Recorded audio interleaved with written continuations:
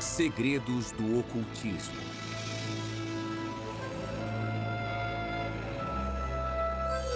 Os cientistas.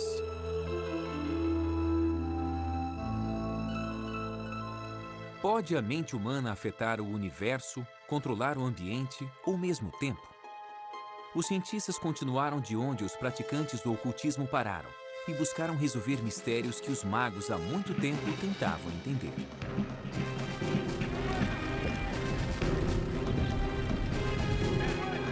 17 de março de 1863.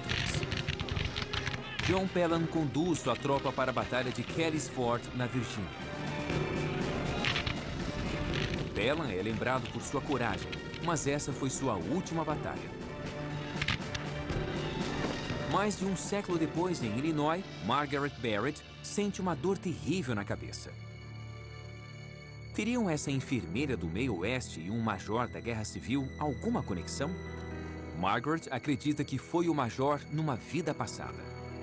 Quando as pessoas têm uma experiência com vidas passadas, a verdade é inquestionável. É uma prova autoevidente. Qualquer um pode duvidar da existência dessa vida passada, menos a pessoa que a experienciou. Você não pode tirar isso dela. Ela sabe. A maioria pensa diferente, mas homens como Isaac Newton, Galileu e Carl Jung são responsáveis por alguns dos maiores avanços da ciência, que um dia foram considerados misticismo. Como saber se coisas que vemos hoje como sobrenaturais e inconcebíveis não se mostrarão ciência totalmente legítima daqui a 50 anos? Desde a Renascença, os cientistas foram muito além das fronteiras estabelecidas. Antes da era da tecnologia, os cientistas confiavam na crença e na intuição. Os primeiros ocultistas acreditavam que o universo era um campo de consciência que eles acessavam para decifrar a obra dos deuses. Achamos que estamos separados uns dos outros, mas nós somos parte de um vasto universo. Essa é a ideia central que os magos ocultistas tinham. Eles expressavam muito bem quando diziam, assim no céu como na terra. Significa que não importa para onde olhemos, os padrões são os mesmos. No nível microscópico, no nosso nível ou no nível cósmico. Aqueles magos acreditavam que o universo e a mente estavam ligados. Uma conexão que os físicos quânticos ainda estão tentando provar. As pessoas acham isso eletrizante, essa sobreposição que existe entre o modo como o cérebro funciona e como o universo funciona. Mas outras práticas da nova era, como o uso da mediunidade e a exploração de vidas passadas, não são aceitas. Todas essas experiências que dizem ser ocultistas, às vezes se originam do corpo de uma patologia cerebral. E isso faz a gente repensar sobre a causa desses fenômenos. Só porque pessoas com epilepsia no lobo temporal experienciam Deus, não precisam negar a ideia de Deus. Mas isso te faz pensar sobre o que é experiência religiosa, porque há conexões neurais que predispõem à religiosidade e ao misticismo. O elo entre magia e ciência sempre foi forte. E uma vez que o místico é provado, se torna um fato científico. É uma busca que tem moldado a visão de mundo do homem desde os tempos de Newton. Isaac Newton nasceu no século XVII, quando o homem ainda acreditava que a Terra era o centro do universo. Ele é conhecido tanto como o pai da ciência moderna, como o último dos grandes magos. Newton era de um intelecto extraordinário. Ele podia se concentrar por horas intermináveis, às vezes durante dias, numa única questão, e mantinha em mente todas as partes. Newton imaginava vividamente suas teorias e somente depois as levava para o campo dos experimentos, uma prática hoje chamada de estado alterado de consciência. As pessoas podem fazer isso ao correr ou se exercitar. Dá para fazer isso jejuando, dá para fazer isso bebendo, se drogando, dá para fazer isso rezando, meditando, ou então pela hipnose. Há muitas práticas diferentes ao longo de milhares de anos pelas quais as pessoas alteram seus estados de consciência. Eu acho que a criatividade requer algo como a aceitação da intuição, a aceitação da inspiração, como ponto de partida para ideias que se revelam profundas, importantes, mesmo as ideias científicas. Se você se abre para o cosmos, você se abre para novos conhecimentos. Newton se apoiava em grande parte num homem que morreu em 1642, o mesmo ano em que ele nasceu, Galileu. Quando Galileu estava mapeando as estrelas e os planetas, a astrologia já era uma ciência de alguns séculos. Nas antigas escolas de mistério, vamos dizer dos egípcios, assim como dos pitagóricos, a meta era se conectar com os deuses e implorar que eles fizessem algo. Os deuses, com seu poder, poderiam atender. Galileu não estava tentando contatar os deuses, ele estava tentando explicar sua obra. Durante a Renascença, os cientistas seguiram os ensinamentos de Aristóteles. As teorias desse grego do século III a.C. eram aceitas pela Igreja Católica. Bem, a ideia de movimento era muito diferente do que nós entendemos hoje em dia. A noção era de que todo tipo de objeto ou substância tinha seu lugar natural. E a terra estava embaixo, depois a água, o ar e o fogo, e por cima a quintessência da qual o céu era feito. Os objetos tenderiam a permanecer em seus locais naturais, e para movê-los você precisaria empurrá-los continuamente. Ele também dizia que a Terra era o centro do sistema solar e que um objeto pesado cairia mais rápido que um mais leve. Até Galileu, essas eram verdades aceitas. Galileu confirmou que a Terra girava em torno do Sol. Aristóteles achava que a matéria cai porque conhece seu lugar no cosmos. A mão de seu criador a guiaria de volta ao local de origem. A compreensão de Galileu da gravidade era bem mais avançada. E ele usou métodos científicos para provar suas teorias. Aristóteles, um grande pensador, achava que objetos pesados caem mais rápido do que objetos leves. E precisaria de 5 minutos para testar isso. Tudo o que ele precisava era de 5 minutos para subir numa casa, pegar uma rocha, uma ervilha e jogá-las ao mesmo tempo. Ele nunca testou. A razão é que o conceito de experimento é estranho para a mente humana. Mas não para Galileu. Ele fez o experimento e viu que eles caem no mesmo ritmo. É por isso que pensamos em Galileu como um grande gênio. Porque ele mesmo disse, podemos fazer perguntas sobre a natureza, não ter noções pré-concebidas. Podemos começar nos perguntando, o que acontecerá se eu jogar a rocha e a ervilha? E veja só, ele descobriu algo contra-intuitivo, que qualquer um pode testar e verificar. Galileu desacreditou completamente a sagrada visão de mundo aristoteliana endossada pela Igreja e pagou caro por isso. Os cardeais da Inquisição rejeitaram suas teorias. Ele continuou publicando e por isso foi considerado culpado por heresia. Galileu foi condenado à prisão domiciliar em 1633 e passou o resto da vida sob a vigilância da Inquisição. Levou 350 anos para a Igreja admitir que estava errada. Nesse meio tempo, Newton havia confirmado as conclusões de Galileu. Isaac Newton era fascinante. Ele nasceu num dia de Natal, era filho de uma viúva. Ele foi criado em um ambiente um tanto austero até sair para a universidade e jamais abandonou a academia. Ele estudou pelo resto da vida. Desde jovem, estudou tudo o que havia disponível para estudar. A Renascença havia se alimentado da redescoberta de textos perdidos dos antigos gregos e dos ocultistas. Acadêmicos como Newton se empenhavam para descobrir novas ideias da ciência, religião e magia. Newton não era apenas um cientista, era um alquimista declarado. Muitos dos homens mais brilhantes da história, inclusive Isaac Newton, foram para a alquimia, foram atrás de várias questões ocultas porque queriam descobrir como as coisas funcionam e queriam ir tão longe quanto precisavam para satisfazer suas mentes curiosas. Na época de Newton, não havia grande distinção entre magia, espiritualidade e ciência. Os cientistas usavam qualquer método para expandir seus conhecimentos. Ele gastou anos procurando pela joia mais preciosa da alquimia, a pedra filosofal. A pedra não era uma gema concreta, mas um nível mais elevado de consciência que levaria a novas descobertas científicas e espirituais. Sozinho em seu quarto com experimentos alquímicos, Newton ficava dias sem comer ou dormir. Quem estuda a criatividade diz que há vários estágios. Primeiro é preciso aprender tudo o que der. Depois deixar tudo isso incubado, como que borbulhando dentro de você. Depois vai se tornar algo como uma inspiração. Era o que os alquimistas tentavam fazer na época e o que Newton fez com tanto sucesso. Newton partiu do desafio de Galileu de refutar Aristóteles. Quando ele se concentrou na teoria de Aristóteles dos objetos em queda e da órbita dos planetas, ele chegou à mais importante descoberta da física, a gravidade. Isso mudaria tudo. Quando Newton pensou na gravidade, ele teve que conceber a ideia de que dois corpos podem atrair um ao outro à distância. E ainda hoje nós lutamos para entender como isso acontece. Quero dizer, como é que o Sol sabe que Júpiter está ali? Ninguém sabe. O ramo emergente de cientistas empiristas se sentiu desconfortável com a ideia de que um objeto pode afetar outro objeto sem tocá-lo, sem estar conectado com ele de algum jeito.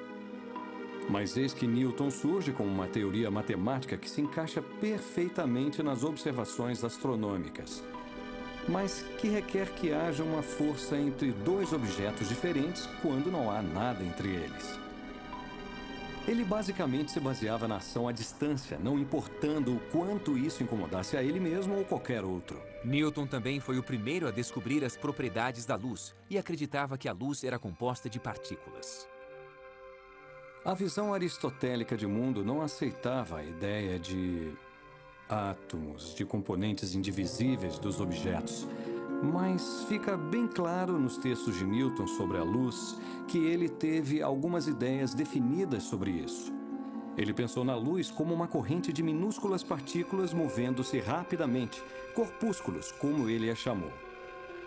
Em 1687, Newton publicou sua obra-prima, Principia, e se tornou uma sensação internacional. Nesse livro, ele desenvolveu suas 3 leis do movimento: a lei da inércia, a relação entre força e movimento e a última regra: para toda ação, há uma reação oposta e de igual intensidade. Em 1660, um espectro do passado assombrava Londres: a peste negra. 70 mil pessoas morreram e logo depois houve o grande incêndio. Mas em meio a esse tumulto, havia uma sede por ciência. Em 1660, um grupo de elite de cientistas britânicos formou a Sociedade Real, a primeira organização da história devotada à ciência. A Sociedade Real começou como uma espécie de clube dos inteligentes. Eles se reuniam e discutiam todo tópico concebível. Talvez fosse um pouco arriscado, é claro, porque a todo momento a Inglaterra tinha espasmos de repressão religiosa. A ameaça da igreja não os deteve. O próprio Newton liderou a Sociedade Real por 24 anos, mas este foco quase místico iria inspirar uma nova geração a olhar para o universo interior. O cérebro humano, olhado superficialmente, é uma máquina bem ajustada de neurônios e nervos perfeitamente sincronizados para movimento, aprendizado ou até defesa. Mas o cérebro não tem apenas impulsos elétricos. Este órgão notável contém pensamentos, memórias e alguns diriam até mesmo a alma. A descoberta da gravidade por Newton transformou a maneira como a ciência entendia o universo, mas outro membro da Sociedade Real, Thomas Willis, estava prestes a superar Aristóteles em outro campo, a medicina. Willis começou a primeira exploração científica do cérebro e de seu software, a mente. Thomas Willis foi um físico inglês. Ele descobriu como estudar o cérebro, o que era difícil de fazer, porque o cérebro deteriora poucas horas depois da morte. O progresso na medicina vinha sendo obstruído por um duradouro tabu contra a dissecação do corpo humano.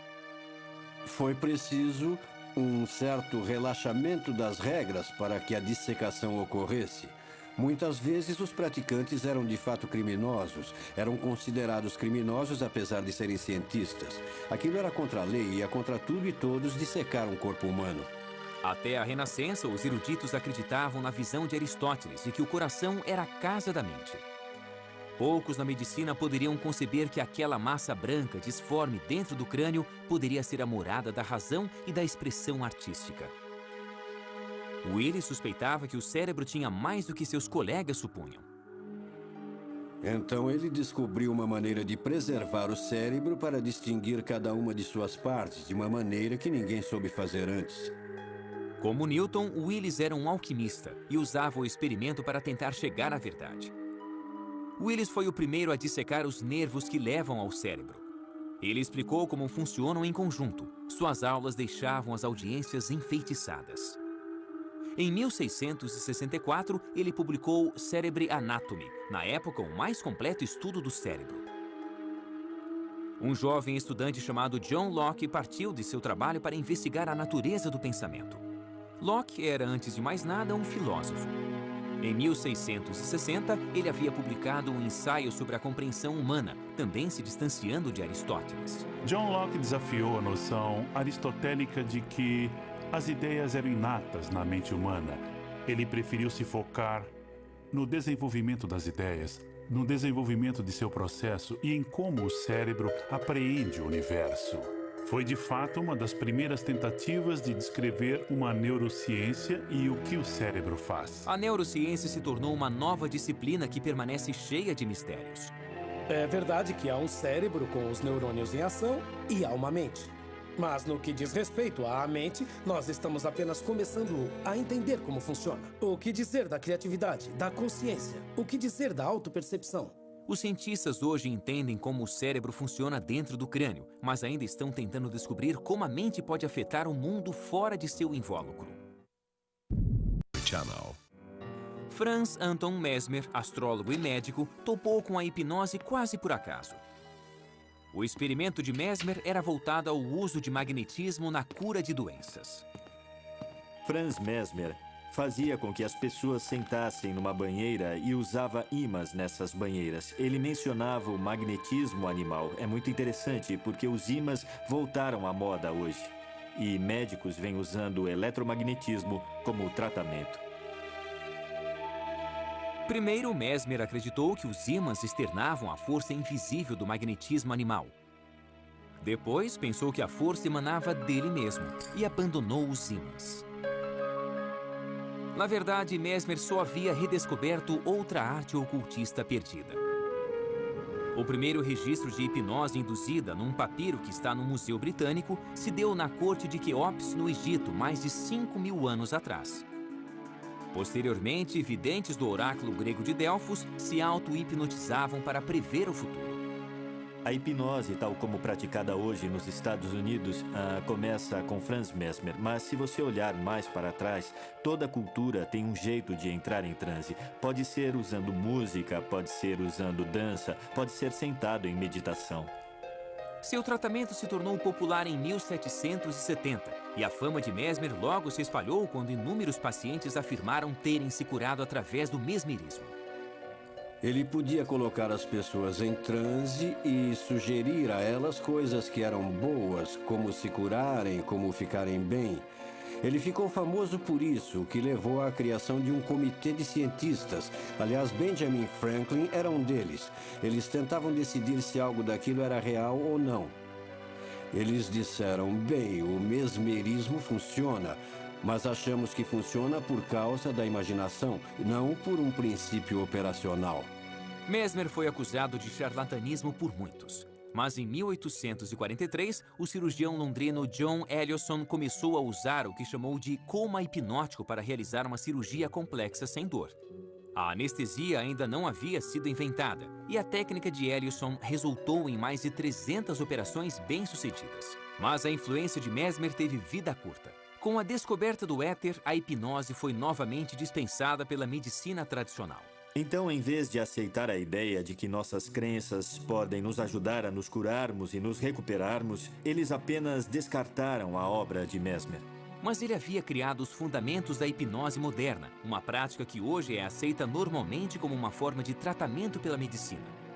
A hipnose requer sugestão e imaginação. Nosso corpo não pode distinguir entre experiências reais e imaginadas. Por exemplo, há um estudo recente sobre raiva e doenças cardíacas. Para deixar as pessoas com raiva, os pesquisadores faziam com que elas imaginassem situações que as deixassem com raiva. E quando elas se imaginavam com raiva, seus corpos respondiam como se houvesse um motivo, uma causa para a raiva, e havia uma mudança notável. Mas o mais belo desse experimento é o poder da imaginação. Nossa imaginação pode nos deixar nervosos. Nossa imaginação pode nos deixar alegres ou tranquilos. Se ficamos com raiva ou alegres, é escolha nossa. Todo um campo de medicina alternativa se desenvolveu utilizando técnicas de sugestão para promover a cura. Há mais de 22 estudos realizados com visualizações na cura do câncer. 18 deles mostram conclusivamente que a visualização ajuda a combater o câncer. Não é surpresa. Obviamente, a nossa mente regula funções corporais. Então, se você pode influenciar a mente, seja pela meditação, seja desenvolvendo certas frequências de ondas mentais, seja apresentando imagens e ideias, é claro que você deverá obter um efeito na materialidade da doença ou uma eficácia no tratamento. Cientistas estudaram o fenômeno cuidadosamente, mas ainda não é claro como e por que ele funciona. Há 2 critérios quando se encontra um novo fenômeno. Um é, ele se encaixa no panorama do que sabemos em ciência ou sobre a mente? O segundo é, pode repeti-lo? A hipnose é rejeitada pela primeira razão, que não é o melhor motivo. Ou seja, como situá-la no que sabemos sobre mente e cérebro? O que é hipnose? Como você entra na mente de alguém e o faz abanar a mão ou agir como um bobo? Não faz sentido. Rejeite. Mas e o segundo critério, repetibilidade? Você pode repeti-la até em centenas de pessoas. E isso vem nos desafiando há uns 100 anos. Sabemos que é um fenômeno válido, perfeitamente legítimo, mas só não temos uma explicação para ele. Antes de Mesmer, os médicos lutaram por séculos para entender os problemas que eles viam em seus pacientes e que não podiam ser explicados pela ciência médica da época. Em 1885, a humanidade estava mudando. Carl Benz havia criado o primeiro veículo movido a gasolina. O Dr. Sigmund Freud estava numa grande empreitada, tentando resolver os problemas emocionais de seus pacientes. Ele tentou a hipnose. Colocando seus pacientes em transe, ele descobriu que eles se lembravam de traumas do passado. Os físicos haviam desenvolvido uma nova compreensão sobre a energia. Ela não podia ser destruída, apenas transformada. Freud se inspirou nessa descoberta. Ele era brilhante, tinha opiniões firmes e era um grande estudioso. Então, ele olhou à sua volta e viu um conhecimento sistematizado que ganhava força no que era chamado de ciência natural e que depois se tornou a física. Ele pegou aquelas metáforas e as passou para a psique. Freud descobriu o inconsciente. Ele viu a personalidade humana como um sistema de energia psíquica. A energia que não se expressava conscientemente se desviava para o inconsciente do paciente, criando as neuroses. Freud identificou a energia sexual reprimida como a causa de toda doença mental. E as ideias dele ainda estão muito em voga. Ainda pensamos em como nossos desejos mais profundos são reprimidos e suplantados por outras motivações. É a extrapolação freudiana do modelo físico para o domínio psíquico. Freud inventou a psicanálise como um método para liberar os traumas sexuais enterrados no inconsciente. Era uma nova fronteira no estudo da consciência, e apesar de muito do trabalho de Freud ter sido contestado, sua obra propiciou os fundamentos da psicologia moderna. Conservador, Freud jamais se deixaria identificar como um ocultista, mas um de seus seguidores provaria ser tanto um pioneiro nessa área quanto um praticante de ocultismo. Ele queria saber tudo a respeito de tudo, ele lia de tudo. Ele viajou para a África, viajou para a Índia, ele viajou para a América. Ele era alguém que tinha um apetite voraz pela experiência e por tentar entender a psique em todos os tempos e locais e em todos os cantos do planeta. Carl Jung nasceu 10 anos antes de Freud inventar a psicanálise. Filho de um pastor, Jung conduziu experimentos espiritualistas. Ele se tornou psicólogo para explorar as dimensões da mente, mas por toda a vida nunca perdeu o fascínio pelo oculto. Seu herói, Freud, se tornou tanto seu mentor quanto seu maior rival. Ele não conhecia Freud até 1907. E quando eles se viram, conversaram por 13 horas seguidas. E uma das coisas que vieram à tona foi o ocultismo. Jung havia sido um defensor da teoria sexual de Freud sobre a histeria antes de se conhecerem. Ele a defendeu publicamente, mas não achava que a teoria sexual explicava tudo. E quando ele se sentou com Freud por 13 horas, Freud assumiu uma expressão muito séria. Olhou para Jung e disse: "Você precisa fazer uma coisa, meu filho. Você precisa me prometer que nunca vai abandonar a teoria sexual e que vai fazer dela um dogma, uma fortaleza contra a maré negra de lama." Então ele hesitou e disse: "Do ocultismo." Jung se recusou a acreditar que a repressão sexual explicava tudo e não pensava em desistir do ocultismo. E Freud garantiu que Jung pagaria o preço. Jung, na época da ruptura com Freud, era presidente da Associação Internacional de Psicanálise. E Freud não queria deixar a instituição a cargo de Jung. Então, nos bastidores, quase numa prática ocultista, ele formou um pequeno comitê e deu a cada um dos membros um anel e fez com que cada um jurasse segredo. Então, eles começaram uma certa conspiração para se livrarem de Carl Jung. Depois de romper com Freud, Jung caiu numa depressão de 6 anos. Ele se retirou para sua casa de campo em Bollingen. Como Newton, muitos séculos atrás, ele estava em busca de sua própria pedra filosofal. Ele lutou contra sua depressão e emergiu com um novo tipo de psicologia, imbuída de pensamento místico. Ele usou cartas de tarô, usou astrologia, mas mais importante do que cartas de tarô ou astrologia é que Carl Jung acreditava na intuição. Jung disse uma vez: o que o terapeuta faz é por seu paciente em contato com a intuição. E quando o terapeuta faz isso, seu trabalho está feito. Durante seu retiro, Jung concluiu que era pela astrologia, a alquimia, a mitologia e o I Ching que os primeiros magos investigavam a consciência humana. E deu seu grande salto, vendo a psique como um campo de energia muito maior do que a personalidade individual. Ele a chamou de inconsciente coletivo. O inconsciente coletivo inclui todas as coisas que não nos são pessoais, que nos transcendem, que são os conteúdos transpessoais e impessoais do inconsciente, que Jung chamou de arquétipos.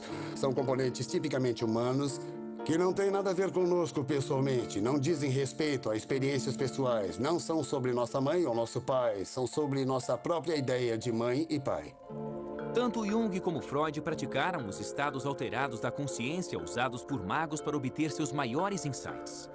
Para Freud, era um método de associação livre. Para Jung, era um método de imaginação ativa, onde você deliberadamente induz a fantasia e fala sobre aspectos de você que estão personificados em formas imagéticas. É como no ocultismo, na mediunidade ou nas sessões, pensando que você fala com os mortos, quando na verdade você fala consigo ou com diversos eus interiores. Freud havia isolado a personalidade num pacote de neuroses, guiado apenas pela repressão sexual, ao passo que Jung levou o individual a um patamar maior, um lugar mais vasto da humanidade, com sentido e continuidade. Nós temos tanto o inconsciente pessoal como o inconsciente coletivo. O inconsciente pessoal está mais alinhado com a nossa alma e o inconsciente coletivo é a sabedoria, os arquétipos, os mitos, as universalidades que qualquer um pode tatear. Então todos temos nosso caminho pessoal e todos temos um caminho coletivo. As ideias de Jung inspiraram muitas práticas da nova era. A mediunidade pode talvez vir de algo como o inconsciente coletivo de Jung. Provavelmente a maioria dos médiuns diria que vem de um nível mais alto de sabedoria. E talvez seja a mesma coisa. Sem dúvida, esse é um conceito que se relaciona com o inconsciente coletivo.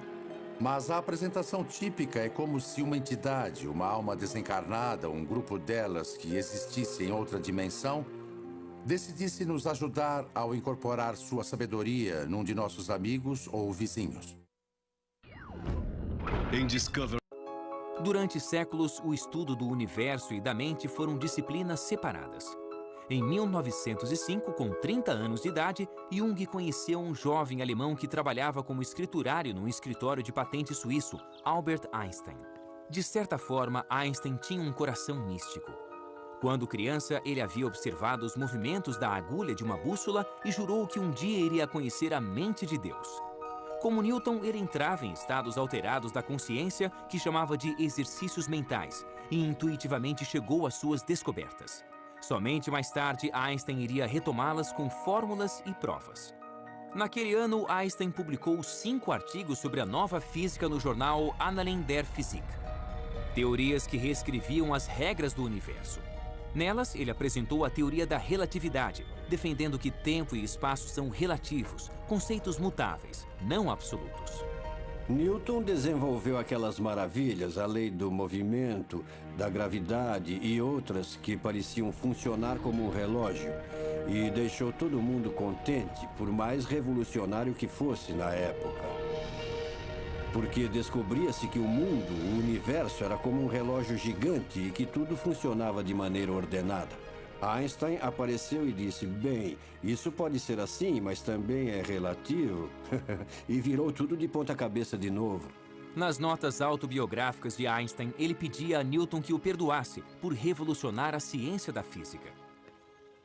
Einstein, enfim, resolvia a contradição que Newton havia observado no comportamento da luz. A luz age como uma onda, mas às vezes age como partícula, e no processo ele finalmente provou a intuição de Newton a respeito da existência de átomos. O efeito fotoelétrico, como é chamado, se você direcionar um feixe de luz contra uma peça de metal, vai arrancar elétrons. E a teoria das ondas não dá conta dos detalhes de como isso acontece. Então veio Einstein, em 1905, e foi capaz de demonstrar o efeito fotoelétrico perfeitamente ao dizer que, quando a luz interage com o metal, chega em diferentes feixes de energia que dependem só da frequência da luz, não de sua intensidade. Então ainda é uma onda, pois frequência é um conceito de onda, mas age como partícula. Anos depois, Jung registrou que o gênio de Einstein havia influenciado todo o seu trabalho intelectual. E a teoria fotoelétrica de Einstein dava os fundamentos para futuras contradições no mundo subatômico da física quântica. A consciência parecia afetar o universo.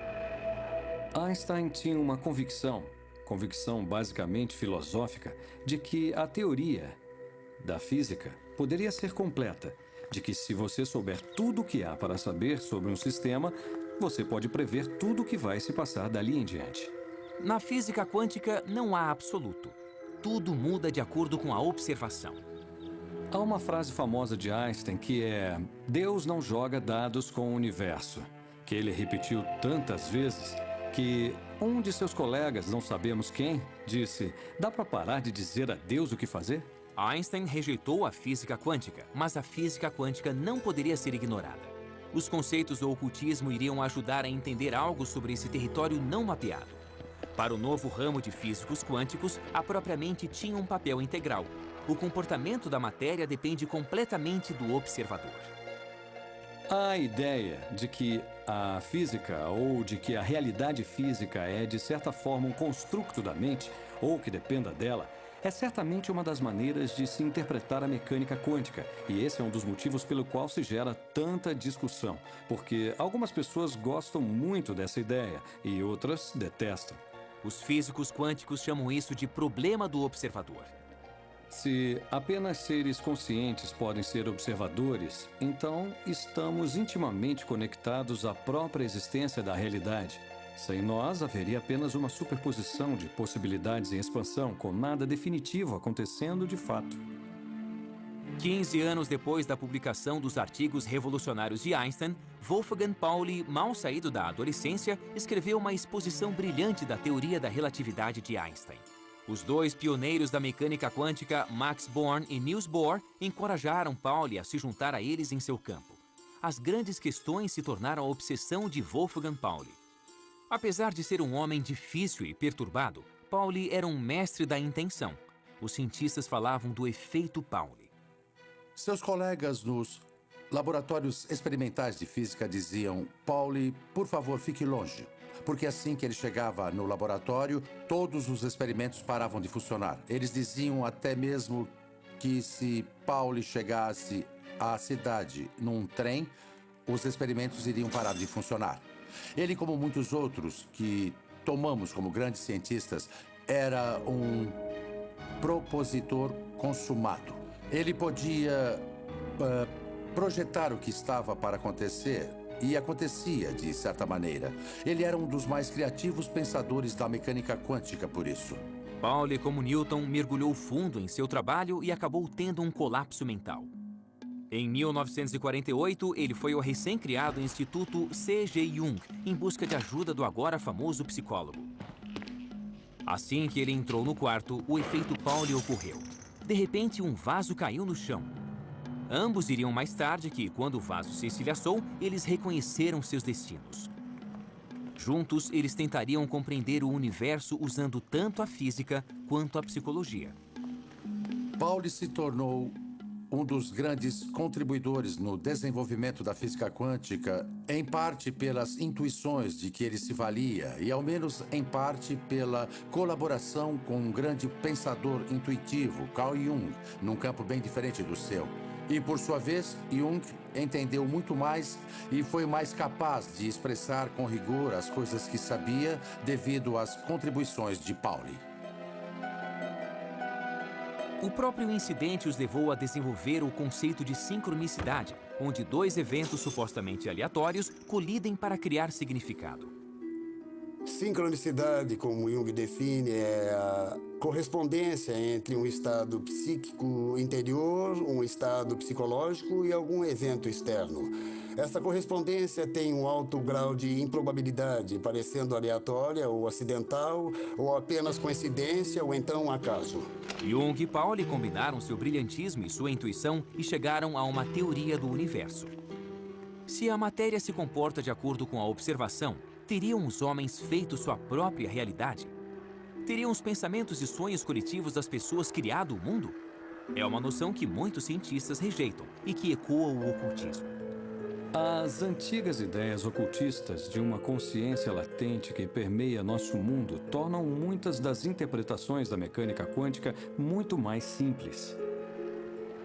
Porque se a consciência é essencial para o ato da observação, para trazer uma realidade definida dessas ondas quânticas de probabilidade, a vida, de certa forma, se explica melhor se houver outras fontes de consciência além da nossa. A última tentativa de se unificar as teorias de campo de Einstein é a teoria das cordas, que casa a física de Newton com a física quântica em uma nova teoria da gravidade. Teóricos das supercordas acham que no menor nível imaginável, toda a matéria é feita de cordas vibráteis. As diferenças nas observações em física quântica não viriam do inconsciente criando o universo, mas de pequenas variações nas vibrações. A teoria das cordas unifica o pequeno e o grande. Nós temos a teoria de Einstein da relatividade geral, que é uma teoria para a força gravitacional e funciona muito bem para explicar o universo em larga escala. Nós temos a mecânica quântica, que é a teoria do muito pequeno, que também funciona extremamente bem. O problema é que essas teorias não são compatíveis. Você não consegue chegar a uma teoria de gravidade quântica por nenhuma das abordagens convencionais. A teoria das cordas parece extremamente promissora, porque é essencialmente uma teoria quântica. Se for provada, implica num fascinante reino de universos paralelos e múltiplas dimensões. O que a teoria das cordas faz elegantemente é dizer, ok, existem essas coisas minúsculas chamadas cordas de que são feitas todas as outras partículas que existem no universo. E essas cordas são apenas energia. Portanto, se nós descemos para a mais minúscula partícula ou menor elemento do que existe, já que se trata apenas de energia, podemos pensar em nós mesmos como mera energia, o que seria satisfatório para muita gente. Pode-se ver isso de uma maneira religiosa, química ou física. Mas essas teorias talvez nunca sejam provadas. Os cientistas afetaram nosso mundo com um trabalho que no começo parecia magia. Em 1895, Conrad Rankin fazia experiências com raios catódicos quando notou um brilho verde numa tela pintada em sua bancada. Mas o raio catódico estava coberto com papel preto, o que significa que os raios invisíveis atravessaram o objeto sólido. Investigando mais, ele descobriu que os raios podiam atravessar a pele, revelando os ossos da mão de sua esposa. Imagine a reação das pessoas. Aqui tem... Bom, tente imaginar que tem uma mesa e tem uma gaveta. E dentro dela tem um filme. Eu vou passar esses raios misteriosos por sua mão e você vai ver os seus ossos. Bom, as pessoas diriam que isso é sobrenatural, é ocultismo. De fato, ninguém acreditou nele. E ele disse, não vou publicar numa revista científica porque parece ocultismo. Então vou publicar num jornal. E ele publicou a mão da esposa no jornal. Dava para ver os ossos da mão e ele entrou para a história. A obra de Rankin poderia facilmente ter sido rejeitada. Será que outras crenças ocultistas se tornarão ciência? Nascida na Inglaterra, Margaret Barrett tinha pouco conhecimento da Guerra Civil Americana, mas se sentiu impelida a estudá-la. Um dia, ela se deteve sobre uma foto de John Pelham e notou uma enorme semelhança. Pelham, o galante, como era conhecido, foi morto pelas tropas da União aos 24 anos. Estaria ele vivo em Margaret? Margaret sofria de enxaqueca crônica. Ela fez uma cirurgia cerebral para o que eu acredito que fosse a mesma lesão da qual John Pelham morreu. John Pelham morreu quando uma bala explodiu na parte de trás da cabeça e atingiu o crânio. Margaret teve o mesmo problema que a levou à cirurgia cerebral. Então, o que fazer com a crença de Margaret na aparente conexão entre a morte de Pelham e seu problema? Quando conduzo uma regressão a vidas passadas, a primeira coisa é tentar criar uma ponte. A ponte é alguma conexão entre a vida corrente e a vida passada. Pode ser um medo, uma fobia, pode ser um trabalho, um relacionamento, não importa o que seja. Algumas vezes até sonhos podem se tornar pontes para a vida passada. Uma vez feita a história completa dessa pessoa, eu passo a hipnotizá-la. Então, o que tentamos fazer com a regressão é ajudar a pessoa a aprender sobre suas vidas passadas, para que elas não cometam os mesmos erros na vida corrente. Nós guardamos marcas dos que viveram antes de nós? Nós temos a ação e a inteligência à distância. A questão é que temos de nos conectar a isso, temos de estar conscientes dessa possibilidade. Desvendar as vidas passadas pode um dia ser tão corriqueiro quanto os raios-x? A maioria dos cientistas rejeita a ideia. No caso de Rankin, ele fez o experimento e qualquer pessoa pode repeti-lo e aceitá-lo. No caso do Galileu, Pedra Grande, Ervilha, qualquer criança pode fazer o mesmo. Mas isso não vale para tudo. Pegue a velocidade da luz, que Einstein diz que é finita. Precisamos de experimentos muito detalhados e quantitativos para provar que é correto. Não é uma coisa rápida. Talvez alguns desses fenômenos sejam tão imprecisos, tão sutis, que vamos demorar para desvendar. Mas parece uma farsa para mim. Não me parece fundado, na verdade. Se você não pode testar uma proposição, se não há como testá-la, não faz parte do nosso conhecimento. O progresso tem sido alcançado por inovadores que querem ir mais além do que a realidade aceita. De maneira interessante, é como se a evolução fosse um tipo de revolução, podemos dizer, pois ela revolve sempre o mesmo tipo de ideias, expressas de maneiras diversas, com novas ferramentas para sondar mais profundamente o âmago do conhecimento. Mas, feitas as contas, nós estamos ainda olhando para o mesmo quadro, o mesmo universo, com a esperança de refinar um pouco mais a compreensão. Nós ainda trabalhamos de mãos dadas com os antigos magos. Hoje, a mente é tão misteriosa quanto o universo foi um dia. Poderão um dia os cientistas descobrir que os homens criaram sua própria realidade? Nós vamos alcançar alguns grandes avanços através da ciência, mas virão da ciência olhando para o que alguns podem chamar de oculto. Há certas coisas que eu acho interessantes nas crenças da nova era, porque eu acho que elas explicitam coisas que a ciência não pôde alcançar ainda. Eu acho que para tudo que ainda não temos uma explicação científica hoje, vamos no fim explicar cientificamente. Somente o tempo irá dizer que revoluções nos aguardam na encruzilhada entre a ciência e o ocultismo.